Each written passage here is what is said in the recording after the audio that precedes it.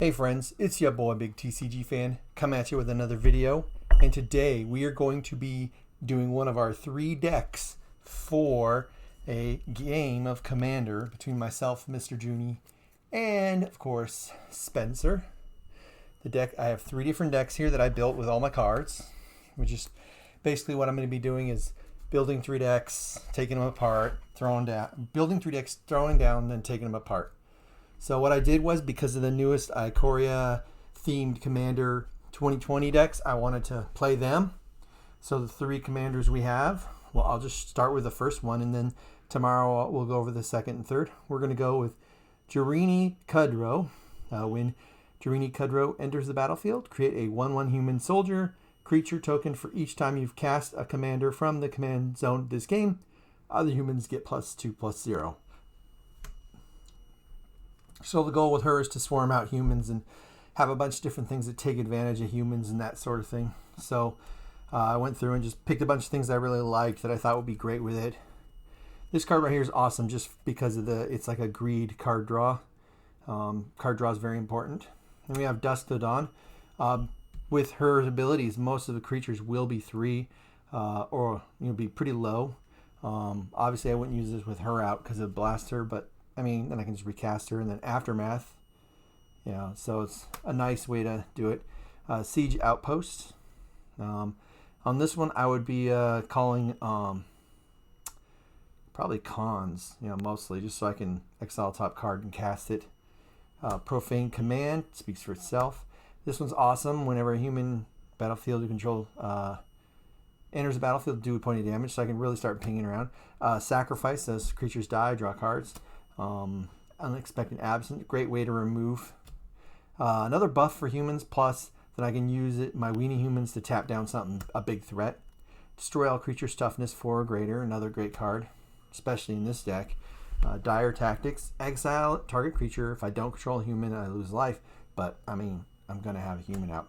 Heirloom Blade, another great card. Demonic Tutor, I mean, that speaks for itself. Bastion of Remembrance, just another way when enters the battlefield, boom, and then creature dies, they lose life, I gain life. It's a way for me to get life on top of just getting a little guy. Crackling Doom. Yeah, see, this one right here is a good one. If you control a commander, cast this. I just really like this card. It's a great way for me to save my board. So I could do a board wipe and then put this out for free, and voila.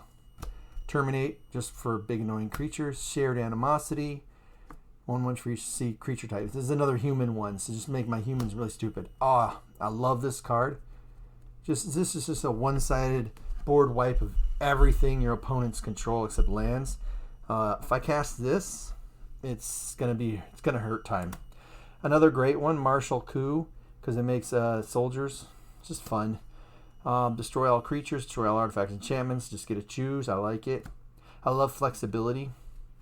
Call of the Coppercoats is more a way for me to make any of it's just a way for me to defend myself, really. Oh, you're swinging in? I'll just make a human army.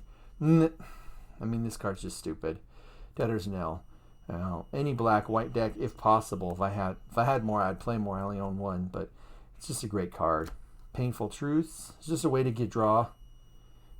Kaya's Guile.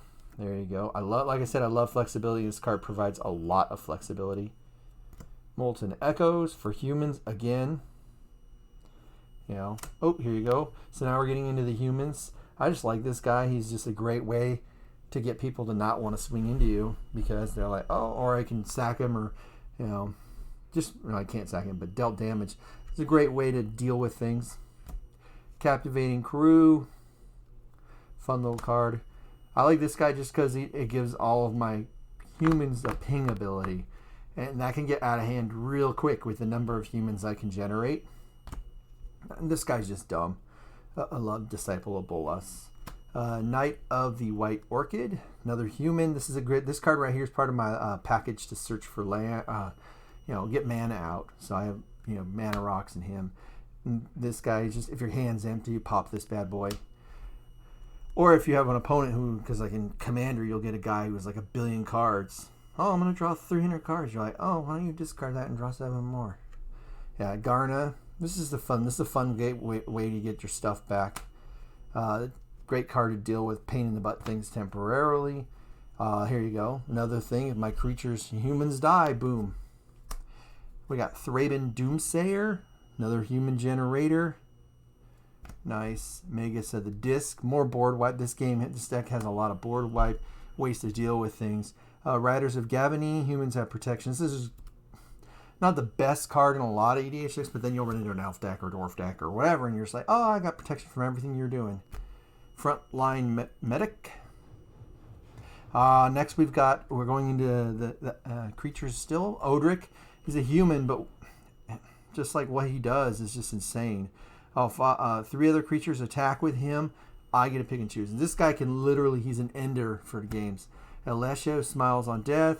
A great way to get my creatures back.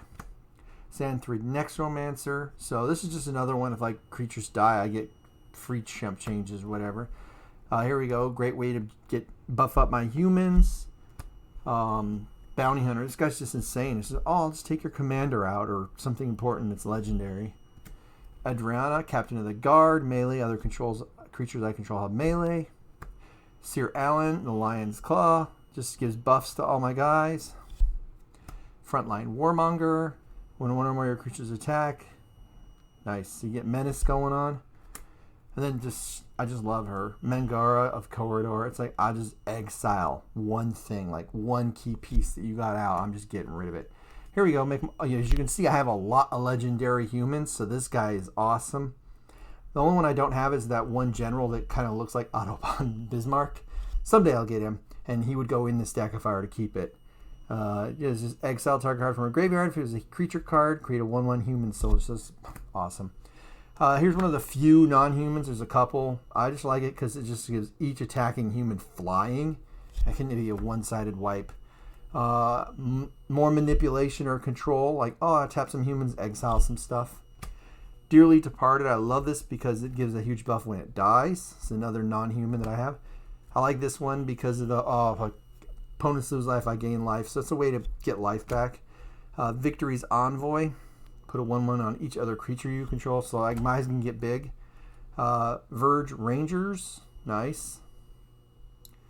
So a way to play lands. And then you got Gerard. This guy's awesome. He's a great way. Oh, I'll wipe the board and get all my stuff back. Just fun. He's a fun guy. And then we got Trin, Champion of Freedom. She came with the original deck, and I just really liked her ability to make human soldiers. I didn't like the other thing where you had to sack for indestructibility because I really don't care about his indestructibility. But I did care about the others. Alright, so now we're going to go into the mana. I have some mana rocks. I got Boros Signet, Bonder's Ornament, Commander Sphere, Mind Stone, Rakdos Signet, Soul Ring, Orzhov Signet, Arcane Signet. I mean, this card I think should be a mandatory in any deck, non-mono white deck. I mean, even mono white decks that can't ramp would be good because it's 2 mana. You know, it's an awesome card. Those are insane. Alright, so we go into the special lands. We've got Unclaimed Territory. I like this one because you can name creature and then use it forever 1 mana. Evolving Wilds, search for base clan. I don't like tap lands, but I'll use a couple of them, especially when they can do all 3 mana. Temple, False God, I think that's a must. Shadowborn Ridge, Fabled Passage, because most of the time you play this, it's well after you have 4, and then if you're really in a pinch for land, you can use that. Bajuko Bog, I like it because I could exile graveyards, so that's one of the ones you wouldn't play early game. Path of Ancestry, I like this one for the Scry. Myriad Landscape. Oh, Temple of Malice, scrying again. I just really like the artwork on the Temple of Malice in the full art frame. There you go. Command Tower, Windbreast Heights, Exotic Orchard. And then what I got here is I bought these on eBay. They're not actual dual lands, but they're like a full Zendikar variant of them. I just thought they were beautiful, so I bought like 2 play sets of them, or 2 of the 10. So I have 20 total, like 2 of each. They're not worth much, but because they're not the real deal, they're just neat proxies. And it's like, this is Commander. If someone actually cares about them in Commander, then I probably didn't want to play with them in the first place. Then a couple swamps, a couple mountains, and a couple plains to finish it off. And so there you go. That's the whole deck. It's a fun little deck. I'm not expecting to lay waste on people, but I think these 3 decks are evenly balanced against each other, so it should be a lot of fun. So there you go. This concludes my video. Make sure you like, subscribe, comment down below, share if you can. Peace out.